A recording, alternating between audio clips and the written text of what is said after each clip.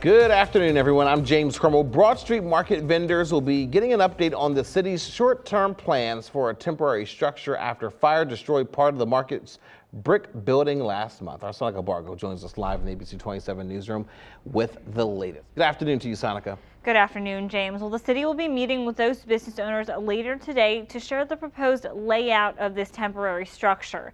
Since the fire last month, the city has shared some details of their plan. We know they're planning on a temporary structure on a grass lot at 3rd and Verbeck Streets. That lot is owned by Josh Kessler, who also owns Millworks. He's offering that property for the city and vendors to use while the market gets rebuilt, a process that could take more than 2 years.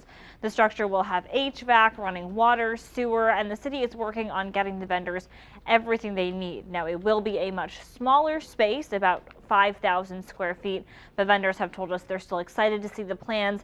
This is better than not having a space at all. That structure will cost nearly $250,000. City spokesperson Matt Maisel tells me that money has already been set aside and the city is cleared to buy it. Right now, the city is aiming to have that structure ready around Labor Day for vendors to use. I'll be talking to more vendors later today, and I'll have more on their reaction to the plans tonight at 5 and 6. In the newsroom, Sonica Bargo. James, back to you. Sonica, hard to believe that fire was just over a month ago, and we're still waiting to hear when this temporary place is going to open up. What have these vendors been doing in the meantime?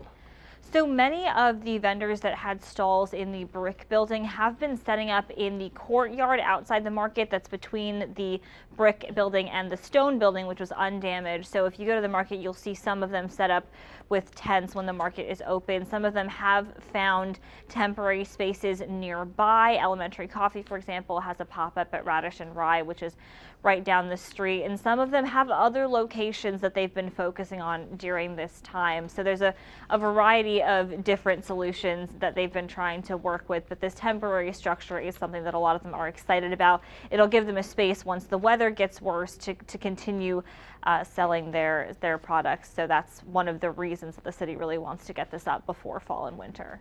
Absolutely. Sonica Bargo, thank you very much. Live in the ABC 27 newsroom this afternoon.